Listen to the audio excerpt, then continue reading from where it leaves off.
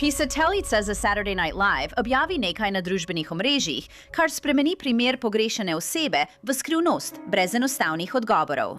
Trdi, da je njegova pogrešana sestra mrtva in da poteka preiskava umora. A policija pravi, da to ni res. Raziskujemo skrivnost izginotja ženske v Los Angelesu.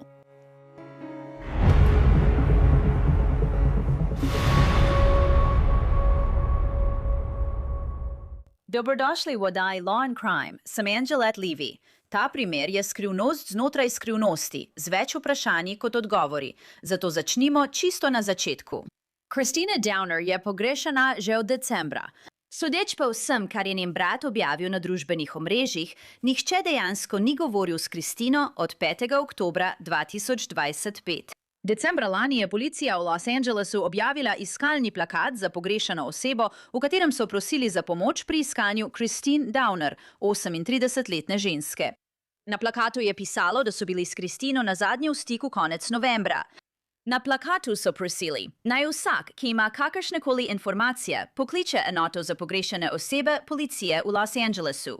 Medtem ko je ta plakat krožil, je Christinin brat, Jimmy Falley, ki je pisec pri oddaji Saturday Night Live, prav tako objavil na Instagramu in prosil vsakogar z informacijami, naj stopi v stik s policijo.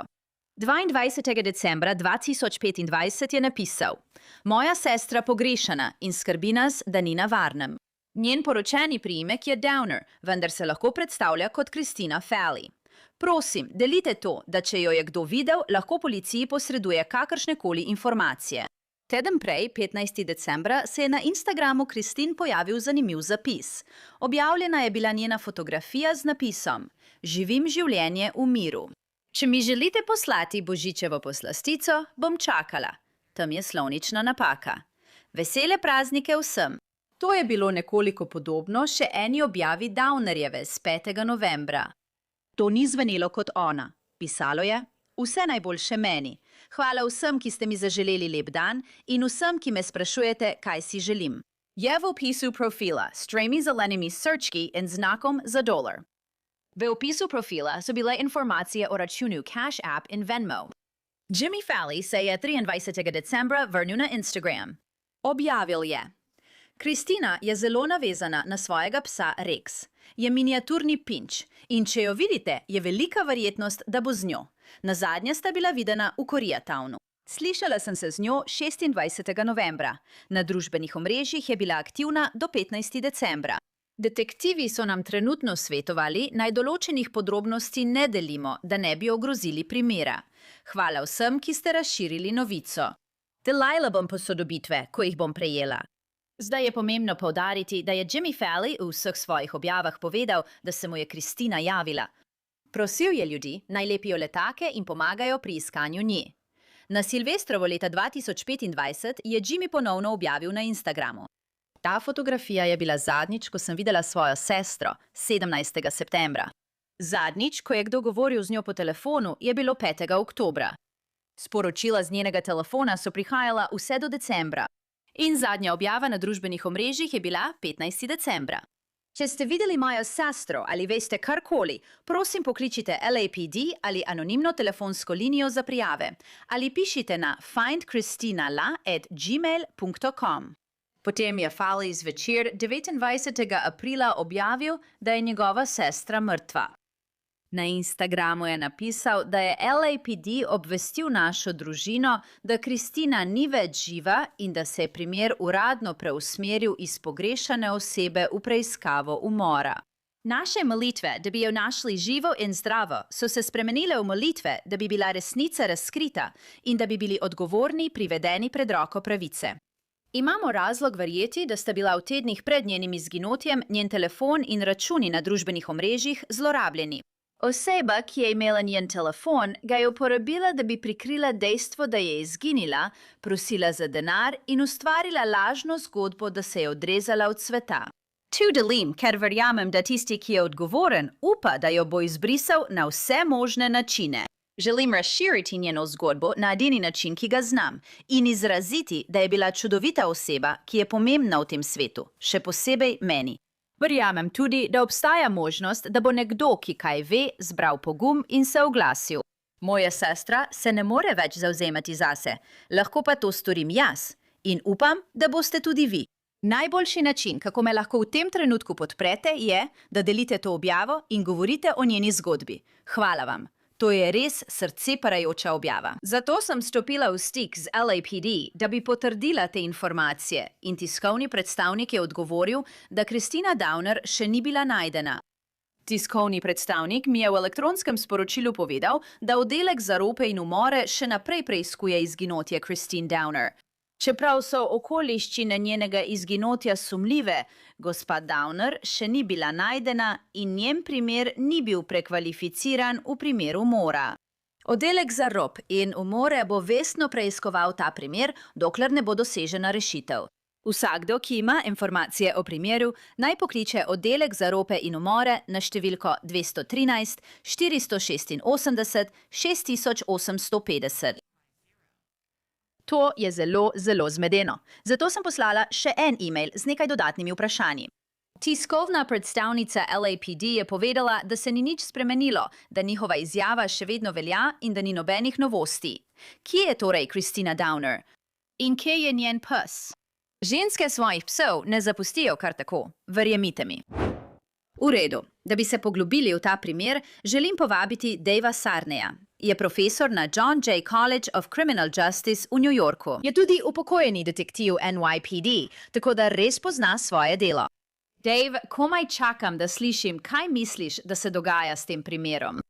Mislim, najprej mi povej svoje prve vtise.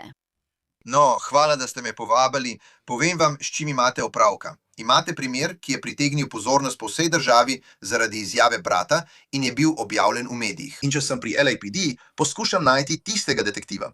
In če sem jaz tisti detektiv, sem trenutno v paniki, ker moramo zagotoviti, da je bilo vse narejeno. In moja skrb je, ali je prišlo do stika. Nismo prepričani, ali je do stika prišlo ali ne, ker LAPD zavrača izjavo, ki jo je dal brat. Ne vemo, ali je brat dejansko govoril s kom, ker če je, in če gre za primer, kjer izginotje preraste v umor, bo detektiv, ki vodi primer, še vedno govoril s preiskovalcem. To je tisto, kar bodo naredili, preiskovalec bo govoril z družino. Torej, če je on družinski član, s kom so potem govorili. In, veste, ko vidite veliko nasprotovanja strani organov pregona, pri LAPD, ali so sploh kdaj govorili z njim? Verjamemo, da so govorili z njim? Ne vemo.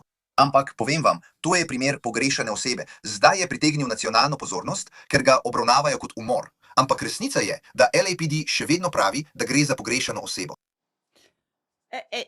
In preprosto ne morem verjeti temu. To se mi zdi neverjetno, ker sem bila tam sinoči, Jimmy, in sem to brala. Jimmy Fallon je na Instagramu objavil izjavo, da jim je LAPD sporočil, da so našli njegovo sestro, da je umrla, da je mrtva. In to je preiskava umora. Zato naredim to, kar delamo v novinarstvu. Obrnem se na LAPD in povedo mi, da je niso našli. To ni preiskava umora. Je sumljivo in primer vodi oddelek za rope in umore. To je elitna ekipa pri LAPD. Torej preiskujejo to, vendar pravijo, da je niso našli. In to še vedno ni preiskava umora. Gre za primer pogrešane osebe. Kje je torej neskladje? Poslala sem celo nadaljnji e-mail z vprašanjem. Ali mi lahko to pojasnite? In so rekli, da ostajajo pri svoji izjavi. Nič se ni spremenilo. Zelo sem zmedena. In mislim, da sem razmišljala, da bom poklicala Davea Sarneja in on bo vedel, če se dogaja kakšna zapletena strateška igra. To je stvar, ki jo gledamo. Nikoli nismo in na tem delovnem mestu sem že 27 let. Nikoli nismo objavili takšnih informacij. Če smo bili v stiku z družino, smo bili v stiku z družino. Ne vem, s kom je govoril. Vse se vrača na isto stvar. Ali je to nekaj, kar se je pojavilo iz nič, da bi pritegnilo pozornost, naprimer izginotja njegove sestre? To bi lahko bilo nekaj, ker vidijo takšen odpor strani LAPD glede tega. Ampak kot detektiv v tem primeru si verjetno dobil telefonske klice od nadrejenih, ki sprašujejo, kaj se dogaja, kaj imaš, se je kaj spremenilo. In to je primer pogrešane osebe.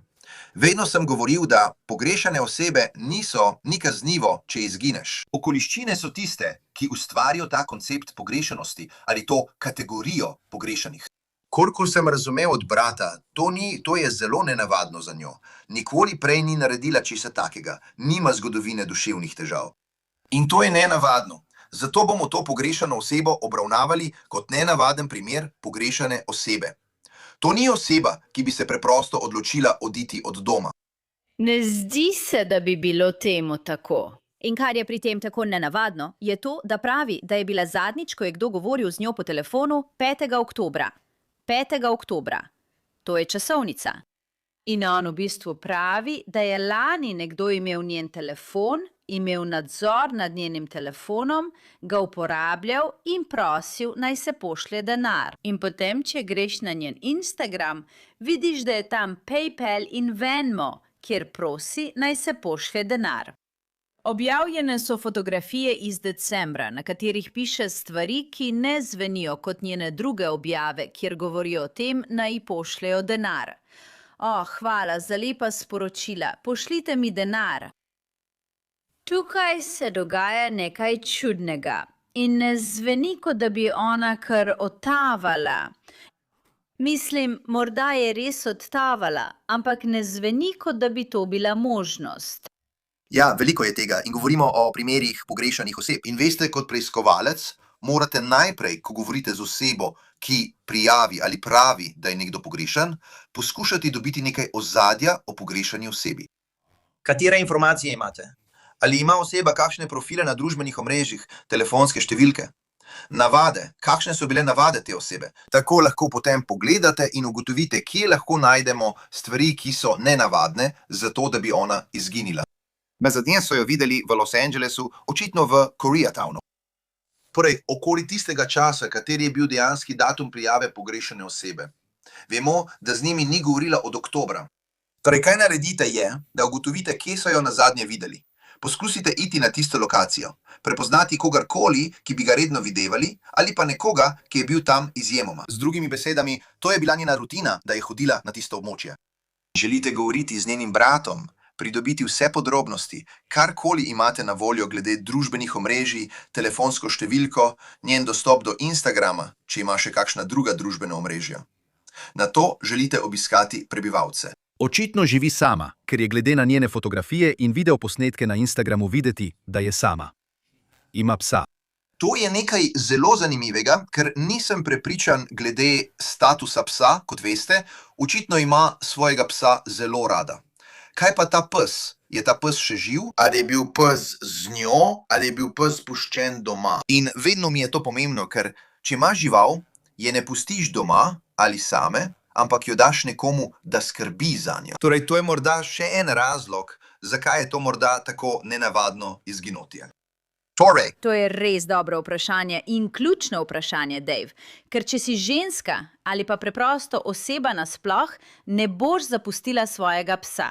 In zdi se mi, da še posebej ženske, veš, imajo rade svoje pse in ti na Instagramu so slike nje s psom in se crklja z njim. Vidiš, da resnično ljubi tega psa. In torej, ali je bil pes z njo ali je bil pes v stanovanju. In moj bog, pomisli na to, če ljudje mislijo, da je njen pes ali mislijo, da je ona varna in so, mislijo, da komunicirajo z njo po telefonu in ni prijavljena kot pogrešana vse do precej po oktobru, ker je komunikacija po telefonu z njo ali s tistim, za katerega mislijo, da je ona. In ta plakat za pogrešane osebe gre ven decembra, kjer piše, da LAPD išče to pogrešano osebo. Mislim, žal bi lahko tisti ubogi pes izginil, če je bil še vedno v njenem stanovanju, razen če ga ni pustila komu drugemu. Ampak zdi se, da družina misli, da ne, da ni kar odšla ali se izgubila. Pravijo, da nima zgodovine težav z duševnim zdravjem. kaj ne? In zato moraš pridobiti njene bančne izpiske. S sodnim pozivom pridobiš podatke o mobilnem telefonu, dobiš podatke o klicih, mobilni telefon. Ker če je ta mobilni telefon še vedno aktiven, kdo ga plačuje? To je prvo. Drugič, kateri klici so opravljeni z tega telefona? Poskušaš pridobiti vse bančne izpiske, vse finančne dokumente, ki jih ima. Zato je pomembno, da greš v njeno hišo, na njen naslov, ker moraš to pridobiti. In ko to počneš, in če je to oseba, ki živi sama, Opravljaš preverjanje, ali je z osebo vse v redu, vendar za vse, kar najdeš v tej hiši, potrebuješ nalog za preiskavo. Torej, bodo vzeli vse podatke o njenih bančnih izpiskih. Ne, da boš zahteval bančne izpiske s sodnim pozivom in preveril uporabo kreditnih kartic. In vemo, da je bil njen mobilni telefon uporabljen. Torej, ali je uporabljala še kaj drugega? Ima debetno ali kreditno kartico? Zato opraviš intervju z bratom, da vidiš, kako ona ureja svoje finančne zadeve in nakupe. Če je treba, greš v banko, ker ona posluje z banko. Vse to boš naredil, ker vemo, da je pogrešana. Želimo samo izveriti njene navade. Ali vodi dnevnik? Kam hodi? Ali vodi rokovnik? Kaj bi morala narediti na dan, ko je izginila? In to so stvari, ki pridejo v poštev. In spet pridemo do psa. Če ima psa in ima hišnega ljubljenčka, jaz imam tudi hišne ljubljenčke, so povsod. Jaz svojih hišnih ljubljenčkov ne bi pustil samih niti en dan, kaj šele, veste, tako dolgo, kot je ona odsotna. Ali je bila žival, ali je bil pes z njo, ko je zapustila kraj. In to je nekaj, na kar moraš biti pozoren, ker se spet ukvarjaš z nenavadno okoliščino. Brat ne verjame, da je to storila sama. Pogrešana je z razlogom. Razloga še ne poznamo, vendar želimo ugotoviti, kaj bi jo pripeljalo do tega, da je tako dolgo pogrešana, saj brez denarja ne moreš preživeti.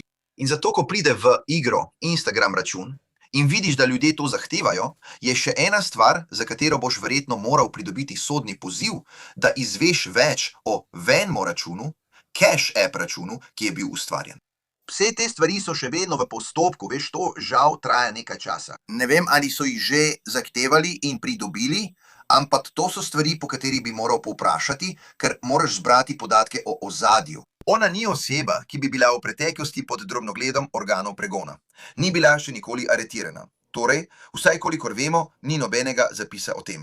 Kakršnakoli prejšnja razmerja, kakršnakoli razmerja, ki jih je imela, vem, da je bila prej poročena in da mož ni več v državi, ampak s kom je bila ali kdo so njeni prijatelji? Ker je brat prijavil izginotje. Ali je bil še kdo, s katerim se je družila? Njen krog prijateljev, ki bi lahko rekel, ja, to je tisto, kar običajno počne. Torej, vse to morate preveriti, sosede, prijatelje in podobno. In njen brat je zdaj popolnoma utihnil. Rekel je, umikam se z družbenih omrežij. Ne objavlja več, ampak je to imenoval umor. In to me precej presenetilo. Mislim, ali to počne zato, da bi pritegnil pozornost, naprimer svoje sestre, ker meni, da ga ne jemljejo resno, in jaz, ampak on pravi, da mu je to povedal LAPD. To je tisti zmeden del. In oni so nekako tako, ne, tega nismo storili, tega nismo rekli. Mislim, vedno so mi rekli, ko imaš opravka z detektivi, da moraš vse obravnavati kot umor, dokler ne veš drugače. Ampak pri primerih pogrešenih oseb ni nujno tako. Veš, to je primer pogrešane osebe, dokler ni drugače. Ampak oddelek za rope in umore, ki se s tem ukvarja, to je elitna skupina detektivov. Tu me vodi k prepričanju, da mislijo, da je tam nekaj, Dave. Ja, ne vem, zakaj so prevzeli primer, ali zakaj so izbrali ta primer, ker ti bom povedal, jaz bom sledil standardom newyorške policije. Lokalna policija, lokalni detektiv bi prevzel ta primer pogrešane osebe in v 7 dneh gre ta primer na oddelek za pogrešane osebe. Tako potem dobi to malo več pozornosti, ker, žal, pridejo zraven detektivi iz oddelka. To je protokol, da oddelek za pogrešane osebe prevzame primer kasneje. Ne vem, kakšen je bil postopek, da je oddelek za rope in umore prevzel ta primer. To je ena stvar, ki je ne poznam, ampak detektivi, ko imajo ta primer, če se bodo posvetovali z družino, bodo to posvetovanje tudi dokumentirali. Veš, kdorkoli je bil detektiv, če on to pravi, kdo je bil tisti detektiv, ki ga je kontaktiral? Kdo ga je uradno kontaktiral? Zdaj se umikaš. Torej, kakšen je zdaj razlog za to? Je iskal pozornost? Ne poznam da. Če je tvoj družinski član pogrešan, boš naredil vse, da dobiš pozornost.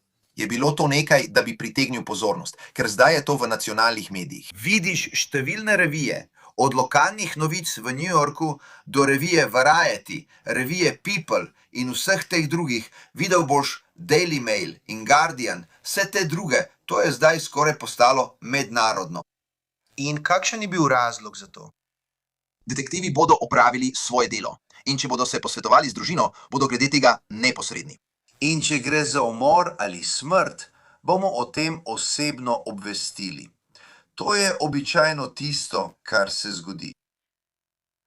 Njena zadnja objava na Instagramu, in trenutno ne vemo, ali jo je objavila ona ali nekdo drug, je bila 15. decembra lani in pisalo je: Živeti v miru. Če mi želite poznati božično poslastico, bom čakala. Vesele praznike vsem.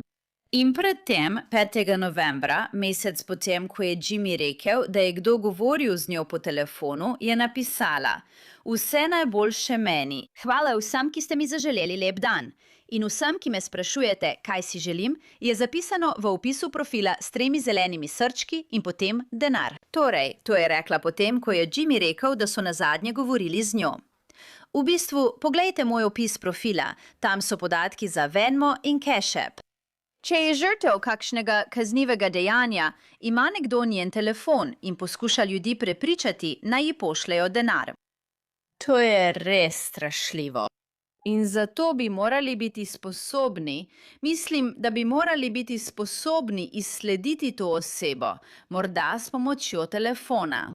Ampak zdi se, kot da je minilo že veliko časa. Ja, to je tisto, kar postavlja vprašanje, ampak še vedno lahko slediš telefonu. Veš, zato je posvetovanje z družinskimi člani pomembno, ker so tam fotografije. Ali so te fotografije, stare fotografije, ki so bile samo objavljene, so bile to razmeroma nove fotografije. To bi lahko ugotovil preko metapodatkov fotografij. Ampak, kljub temu, želi še vedno zagotoviti, da pride do posvetovanja. Če je to situacija, ki je bila aktivna, ali je brat poklical policijo, poklical LAPD in poklical tistega detektiva ter povedal, kaj se dogaja. Ker včasih obstaja možnost, da pride do pomanjkanja komunikacije ali nesporazuma med preiskovalcem in žrtvijo, ali pričami, ali prijaviteljem, ali kaj podobnega. V tem primeru, če je brat prijavil njeno izginotje, je on tisti, s katerim bi morali govoriti. Zato si samo misliš, to je nenavadno.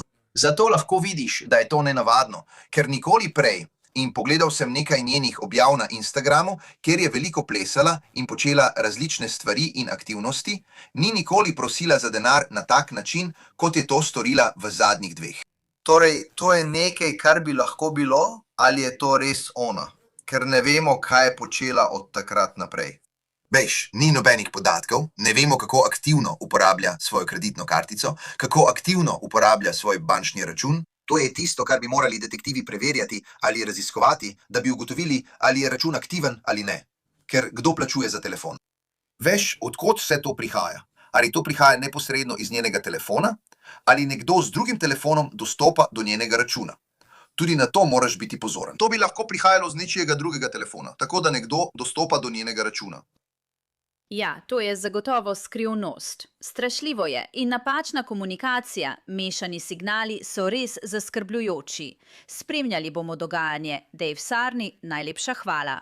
Najlepša hvala, pazite na se. Vsak, ki ima informacije o izginotju Christine Downer, naj pokliče oddelek za rope in umore LAPD. Številka je ponovno 21348 Nadaljevali bomo s spremljanjem tega primera za vas. In to je vse za to epizodo Law and Crime. Sem Anželet Levi. Najlepša hvala, da ste bili z mano. Se vidimo tukaj naslednjič.